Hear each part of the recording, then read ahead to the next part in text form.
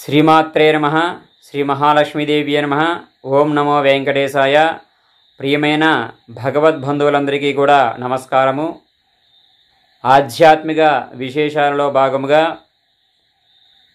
శనిత్రయోదశి విశిష్టత, ఈ సంవత్సరం శనిత్రయోదశి ఎప్పుడు వచ్చింది, ఈ శనిత్రయోదశి ఆచరించడం వల్ల కలిగేటువంటి లాభాలు, అసలు శనేశ్వరుడు ఎందుకు ఎంత బాధలకి గురి చేస్తాడు, ఏలినాటి శని కానీ, అష్టమి శని కానీ, అర్ధాష్టమి శని కానీ జరిగేటువంటి జాతకులు ఈ శనిత్రయోదశి ఏ విధంగా ఆచరించాలి, నియమాలు ఏమిటి, కొందరికి శనేశ్వరుడు మేలు ఎందుకు చేస్తాడు, కొంతమందికి కీడు ఎందుకు చేస్తాడు అనే చక్కని విషయాలని కూడా తెలుసుకుందాము. శనిత్రయోదశి ఈ ఆగస్టు నెలలో 17వ తారీఖున తిరిగి మరలా 31వ తారీఖున కూడా రావడం జరిగినది. అందులో ఈ శ్రావణ మాసం రావడం ఇంకా చాలా విశేషమైనది. శనివారము త్రయోదశి కలిపి వస్తే అది శనిత్రయోదశి.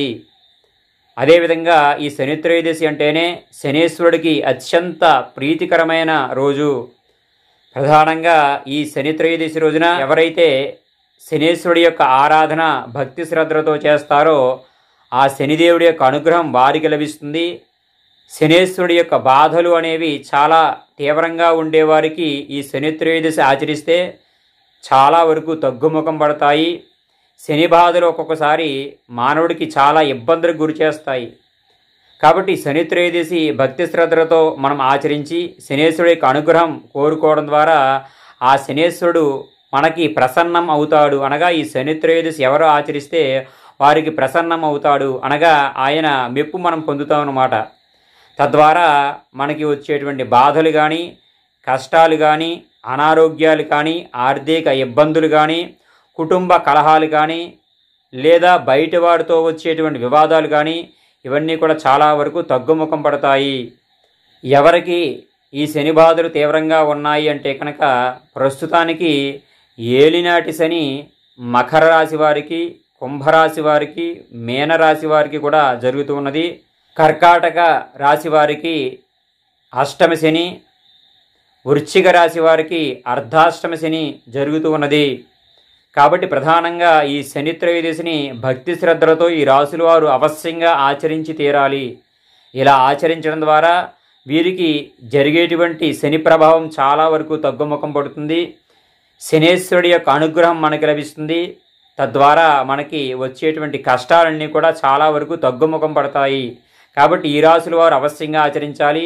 మరి మిగిలిన వారు ఆచరించవచ్చా అంటే కనుక తొందరలో ప్రతి ఒక్క రాశిలోకి కూడా ఈ శనేశ్వరుడు వస్తూ ఉంటాడు. అనగా మనం పుట్టిన తర్వాత చనిపోయే లోపు అవశ్యంగా శనేశ్వరుడు ఏదో ఒక సమయంలో మన రాశిలోకి ప్రవేశిస్తాడు. కాబట్టి ఎవరితో అయినా పనున్నప్పుడు మాట్లాడడం కంటే మనకి పనున్నా లేకపోయినా చిరునవ్వుతో ఒక్కసారి వాళ్ళని పలకరిస్తే వారికి మన మీద ఒక పాజిటివ్ ఒపీనియన్ ఉంటుంది. అనగా పలానా వ్యక్తి మంచివాడు, మనతో ఎప్పుడు కూడా మాట్లాడుతూ ఉంటాడు, సౌమ్యంగా ఉంటాడు, మన మీద ఒక మంచి అభిప్రాయం ఉంటుంది. ఆ విధంగా మనకి భవిష్యత్తులో శనేశ్వరుడు ఎప్పుడు వస్తాడో తెలియదు కాబట్టి ప్రతి రాశిలోకి వస్తాడు. కాబట్టి చక్కగా శనేశ్వరుడి యొక్క ఆరాధన శనిత్రయోదశి రోజు ప్రతి ఒక్కరు కూడా చేసుకోవచ్చు. కానీ ఇతర రాశుల వారు పాటించేటువంటి అంత నియమాలు అవసరం లేకపోయినా కనీసం మిగిలిన రాశుల వారు నవగ్రహ ప్రదక్షిణ చేసుకోవడము, చక్కగా శనేశ్వరుడి దగ్గర నువ్వుల నూనెతో దీపారాధన చేసుకోవడం, చక్కగా వీరుంటే ఆ రోజు శనేశ్వరుడికి ఇష్టమైన శ్లోకాలు భక్తి శ్రద్ధలతో చదువుకోవడం చేస్తే సరిపోతుంది. తద్వారా శనేశ్వరుడు మనకి భవిష్యత్తులో వచ్చినా మనకి కష్టాలు అనేవి అంత తీవ్రతరంగా ఉండకుండా ఆ స్వామి అనుగ్రహంతో మనకి లాభాలు అనేవి జరుగుతాయి. కాబట్టి ఈ విధంగా ఆచరించండి.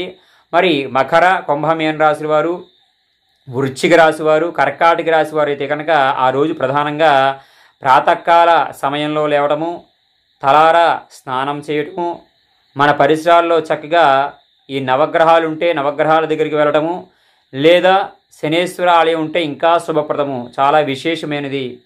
లేదా మన తూర్పుగోదావరి జిల్లాలో అయితే కనుక మందపిల్లి గొప్ప క్షేత్రము, సాక్షాత్ శనేశ్వరుడు ప్రతిష్ఠించిన లింగమే ఈ యొక్క మందపల్లి. కాబట్టి అక్కడికి వెళ్ళడము, లేదా మన పరిసరాల్లో ఏదైనా శనేశ్వర ఆలయం ఉంటే అక్కడికి వెళ్ళడము, భక్తి శ్రద్ధలతో అక్కడ శనేశ్వరుడికి చక్కగా నువ్వుల నూనెతో దీపారాధన చేసుకోవడము, శనేశ్వరుడికి ఇష్టమైనటువంటి నల్ల నువ్వులు కొద్దిగా బెల్లము కలిపి చక్కగా శనేశ్వరుడికి నివేదన చేయడము, ఈ నవగ్రహాల చుట్టూ లేదా శనేశ్వరుడి చుట్టూ 21 ప్రదక్షిణములు భక్తి శ్రద్ధలతో చేసుకోవడం చాలా విశేషమైనది. మరి ఇంకా తీవ్రంగా మాకు శని ప్రభావం ఉంది అంటే కనుక ఆ రోజు ప్రధానంగా కేజీంపావు నల్ల నువ్వులు దక్షిణపూర్వకంగా ఈ తెల బ్రాహ్మణులు ఉంటారు, చక్కగా వారికి గౌరవప్రదంగా నమస్కారం చేసి ఈ యొక్క నువ్వుల్ని సంకల్ప సహితంగా అనగా వారు చెబుతారు మంత్రాలు విని ఆ సంకల్ప సహితంగా వారికి దానం చేసుకోవడం ద్వారా ఈ యొక్క శని ప్రభావం చాలా వరకు తగ్గుముఖం పడుతుంది. అంతేకాకుండా మాకు ఇంకా కొన్ని ఇబ్బందులు ఎక్కువగా ఉన్నాయి అంటే కనుక చక్కగా ఈ యొక్క శనేశ్వరుడికి నల్లటి వస్త్రాలు సమర్పించడం, అనగా జాకెట్ గుడ్డ లేదా నల్లటి పంచి ఏదైనా ఉంటే కనుక అటువంటి నల్లటి పంచి స్వామికి చక్కగా ఆ శనేశ్వరుడికి సమర్పించడము, నవగ్రహాల్లో ఉన్న లేదా ప్రత్యేకంగా ఆలయంలో సరే ఈ యొక్క నల్ల పంచి సమర్పించడము చాలా శుభప్రదము. అంతేకాకుండా ఆ రోజు మనం చక్కటి నల్లటి వస్త్రాలు కట్టుకోవడం కూడా చాలా మంచిది. లేదా శనేశ్వరుడికి ఇష్టమైనటువంటి నల్లటి వస్త్రం కనీసం మనకి జేబులో ఏదైనా పెట్టుకున్నా సరే చాలా మంచిది. ఇలా ఆచరించడం ద్వారా శనేశ్వరుడి యొక్క అనుగ్రహం మనకు లభిస్తుంది. ఎందుకండి అంటే కనుక మనకి ఇష్టమైన రంగు ఎవరైనా ధరిస్తే ఇది నా ఇష్టమైన రంగు బాగుంది అని మనం ఎలా సంతోషపడతామో ఆ శనేశ్వరుడు కూడా ఆయనకి ఇష్టమైనవన్నీ మనం చేస్తే మన మీద ఆయన యొక్క తీవ్రత అనేది చాలా వరకు తగ్గుముఖం పడుతుంది. అందువల్ల ఈ విధంగా ఆచరించాలి. మరి అదే రోజున చక్కగా ఉపవాసం ఉంటే అనగా ఒక పూట భోజనం చేయడము, సాయంత్రం బయట ఆహారాలు ఏమీ తినకుండా సాధ్యమైనంత వరకు నూనె లేని వస్తువులు తినడం చాలా మంచిది. అనగా ఆవు నెయ్యి కానీ నేతితో కానీ చేసిన పదార్థాలు తినడం అత్యంత శుభప్రదము. సాయంత్రం చక్కగా ఇంట్లోనే బయట ఎక్కడ తినకుండా ఈ టిఫిన్ వంటి ఇంట్లోనే చేయాలి. ఆ రోజు బయట ఆహారాలు ఏమి కూడా తినకుండా ఉండడం అత్యంత శుభప్రదం. ఎందుకంటే అనగా మనం అన్నీ చేసుకున్న తర్వాత మళ్ళా బయటికి వెళ్ళి ఏదో తినడం ద్వారా మనం చేసిన ఫలితం అనేది చాలా వరకు తగ్గుముఖం పడుతుంది. ఈ ఫలితం ఎప్పుడు తగ్గుతూ ఉంటుందో మనకి బాధ అనేవి తరచూ వస్తూ ఉంటాయి. కాబట్టి ఈ విధంగా ఆచరించాలి. అదేవిధంగా ఆ రోజు చక్కగా మన పరిసరాల్లో ఉండేటువంటి శివాలయ దర్శనం చేసుకోండి. ఉదయం కానీ సాయంత్రం కానీ చక్కగా శివుడికి మనం వీలుంటే అభిషేకం చేసుకోవడము లేదా కనీసం ఆలయం చుట్టూ 3 ప్రదక్షిణాలు చేసుకోవడం చేయాలి. అదేవిధంగా ఆ రోజు ఆంజనేయ స్వామి యొక్క ఆరాధన అవశ్యంగా చేసుకోవాలి. అదేవిధంగా ఆ రోజు వెంకటేశ్వర స్వామి యొక్క ఆరాధన అవశ్యంగా చేసుకోవాలి. ఎందుకండి అంటే కనుక శనేశ్వరుడు సాక్షాత్ వరం తీసుకున్నారు శనేశ్వరుడు దగ్గర. ఎవరు? ఆంజనేయ స్వామి మరియు వెంకటేశ్వర స్వామి కూడా. కాబట్టి వెంకటేశ్వరం అయితే కనుక నా భక్తుల జోలికి నువ్వు రావద్దని చెప్పి శనేశ్వరుడి దగ్గర వరం తీసుకున్నాడు. కాబట్టి ఎవరైతే వెంకటేశ్వర స్వామి ఆరాధన చేస్తూ ఉంటారో వారి జోలికి శనేశ్వరుడు అనేవాడు చాలా తక్కువగా వెళ్తాడు. అంతేకాకుండా ఆంజనేయ స్వామి కూడా చాలా విశేషమైన శక్తిగల స్వామి.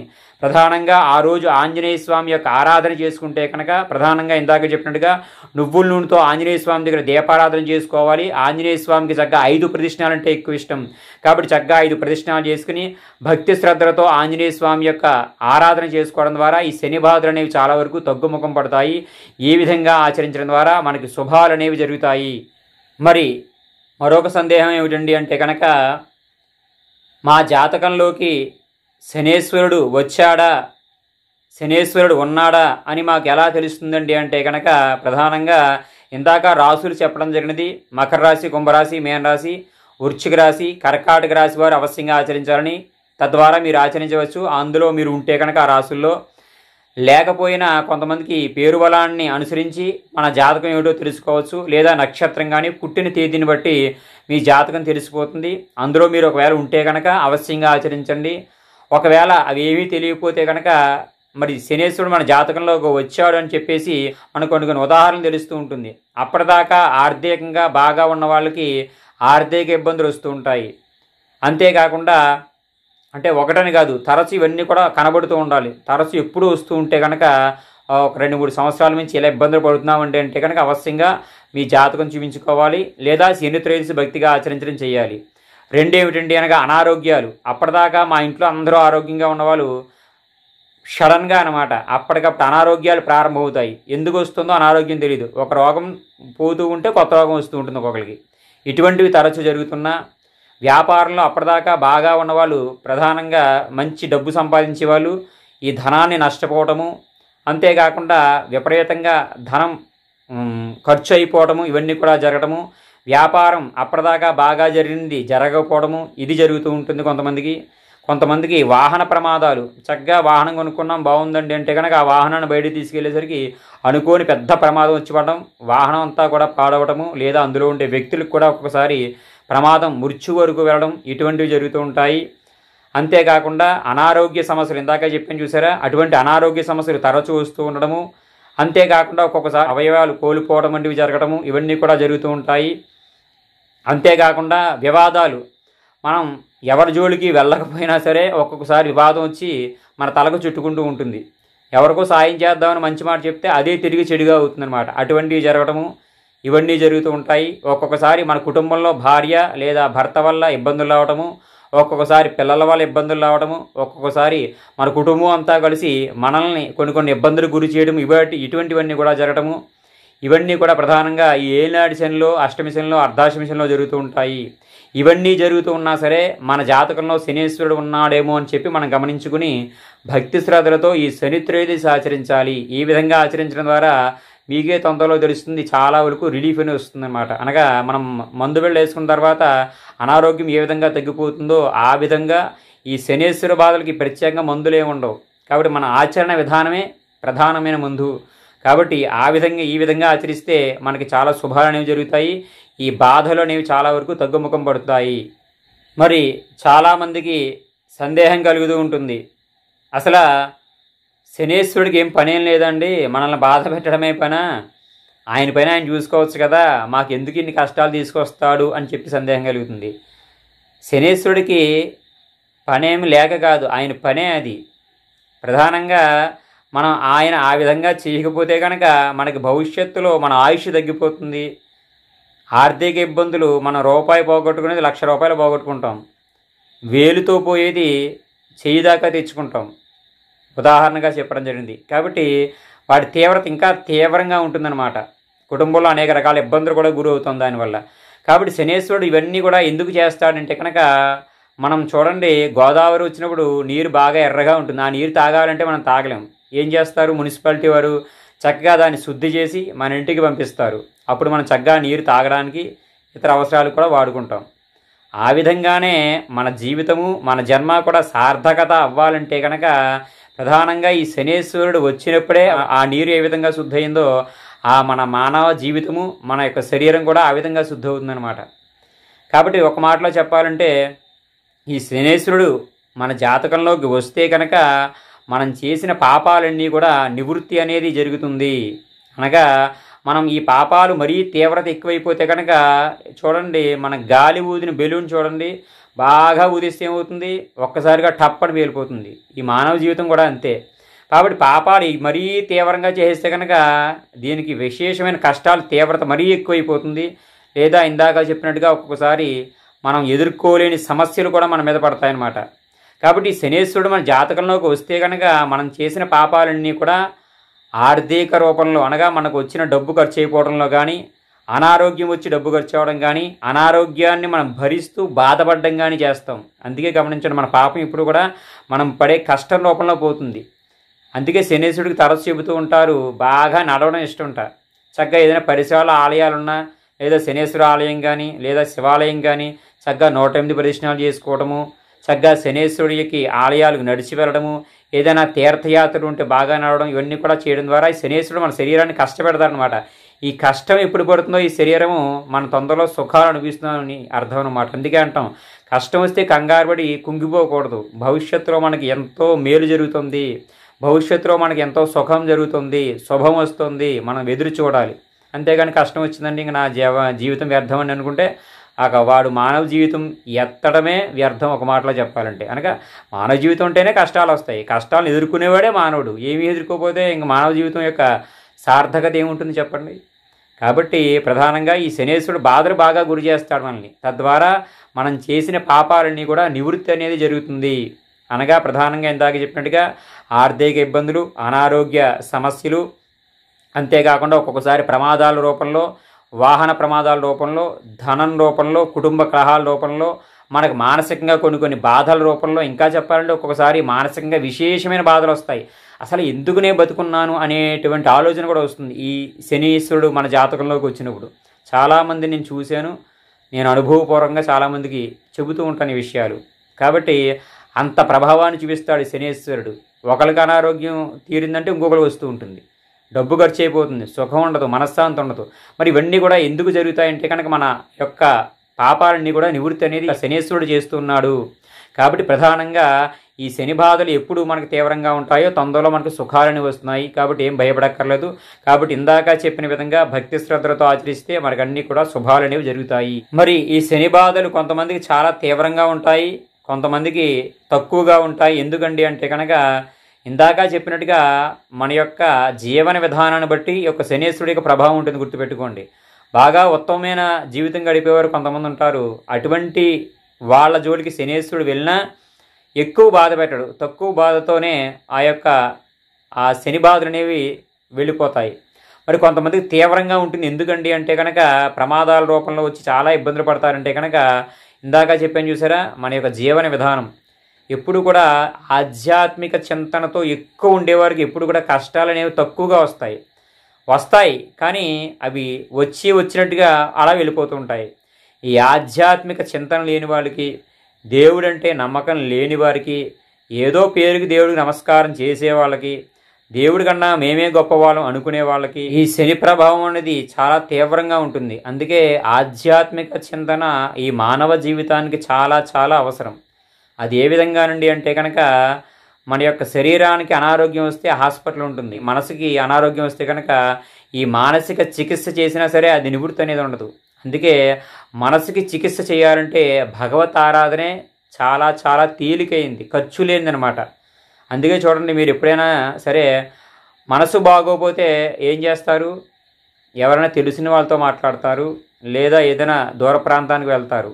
ఇది కాదు, మనసు బాగోపోతే మీరు మనస్ఫూర్తిగా ఏదో ఒక గొప్ప క్షేత్రానికి వెళ్ళి అక్కడ ఒక 2 రోజులు చక్కగా స్వామి దర్శనం చేసుకుని భక్తి శ్రద్ధలతో ఎవ్వరి జోలికి వెళ్లకుండా అక్కడ ఉంటే కనుక మీ మనసుకి ఉండేటువంటి కష్టం తప్పక తీరుతుంది. కాబట్టి భగవత్ ఆరాధన ఎవరైతే తరచు భక్తి శ్రద్ధలతో చేస్తూ ఉంటారో వారికి ఎటువంటి బాధలు కూడా ఉండవు, వచ్చినా అవి శాశ్వతంగా నిలవు.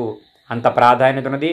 మరి ఎవరికి తీవ్రంగా ఉంటాయంటే కనుక ఇందాక చెప్పాను చూసారా, మనం ఎదుటివాళ్ళ జోలికి అకారణంగా వెళ్ళటము, ఎదుటివాళ్ళ మీద ఎప్పుడు కూడా ఏవో నిందలు వేయటము, అవి ఎదుటివాడి మీద ఖాళీగా కూర్చుని కొంతమంది ఏం చేస్తున్నారంటే ఇంక అదే పని, పక్కవాడి మీద ఉన్నవి 2 లేనివి 4 చెప్పుకోవడం పని, ఇటువంటివి చేయటము.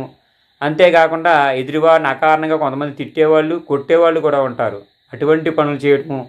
అంతేకాకుండా కొంతమంది ఇంట్లోనే కలహాలన్నమాట, భార్య మీద భర్త, భర్త మీద భార్య, లేదా తోడికోడళ్ళు ఏవో నిందలు వేసుకోవడం ఖాళీగా కూర్చుని, ఇటువంటివి చేసేవాళ్ళ మీద, ఎక్కువ పాపాలు చేసేవాళ్ళ దగ్గర ఈ యొక్క శని ప్రభావం అనేది చాలా తీవ్రంగా ఉంటుంది. కాబట్టి వీళ్ళకి ప్రధానంగా ఎక్కువ కష్టం అనేది ఈ యొక్క శని జాతకంలోకి ప్రవేశించినప్పుడు జరుగుతుంది.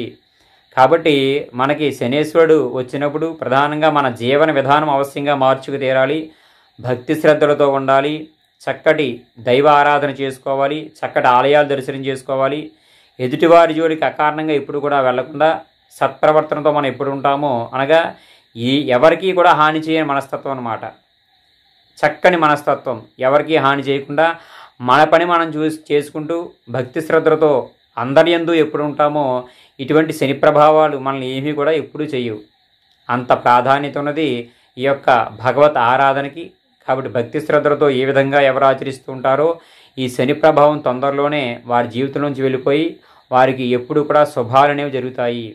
మరి శనేశ్వరుడు కష్టాలు మాత్రమే తీసుకొస్తాడా, శుభాలు ఏమి ఇవ్వడా అంటే కనుక ఒకటి గుర్తుపెట్టుకోండి, శనేశ్వరుడు మన జాతకంలోకి వచ్చినప్పుడే మనకి చాలా చాలా మంచి శుభాలు అనేవి జరుగుతాయి. ప్రధానంగా చెప్పాలంటే అప్పటి వరకు ఉద్యోగం లేనివాడికి చక్కని ఉద్యోగం వస్తుంది, అసలు వివాహమే జరగట్లేదు అనుకునేవాడికి చక్కగా వివాహం అవుతుంది, అనారోగ్యంతో బాధపడుతున్న వాడికి కూడా చక్కటి ఆరోగ్యం లభిస్తుంది. అంతేకాకుండా స్థిరాస్తులు, చక్కటి భూములు కొనుక్కుంటారు, చక్కటి ఇల్లు కట్టుకుంటారు, అంతేకాకుండా చక్కటి పొలాలు కొనుక్కుంటారు. ఇవన్నీ కూడా ఏళ్ళనాటి శని జరుగుతున్నప్పుడే జరుగుతాయి. కాబట్టి శనేశ్వరుడు మనకి మంచి చేస్తాడు, చెడు చేస్తాడు. మంచి ఎందుకు చేస్తాడంటే కనుక ఆయన మన జాతకంలోకి వచ్చినప్పుడు మన పాపాలన్నీ కూడా నివృత్తి చేస్తాడు కాబట్టి తద్వారా మనకు వచ్చిన పుణ్యం ద్వారా మనకి శాశ్వతమైన ఆనందాన్ని ఇస్తాడు. మనం చేసిన పాపాల ద్వారా కొన్ని కష్టాలని, బాధల్ని, అనారోగ్యాల్ని, బంధువుల దగ్గర నుంచి విరోధాలని కూడా తీసుకుని వస్తాడు. కాబట్టి ప్రధానంగా ఈ యొక్క ఏలినాటి శని కానీ, అష్టమి శని కానీ, అర్ధాష్టమి శని కానీ జరుగుతున్నవారు భక్తి శ్రద్ధలతో ఈ యొక్క శని త్రయోదశి ఆచరించండి. తద్వారా జీవితంలో అన్ని శుభాలు కూడా పొందుతారు. సర్వేజన సుఖినో భవంతు, లోకా సమస్త సుఖినో భవంతు.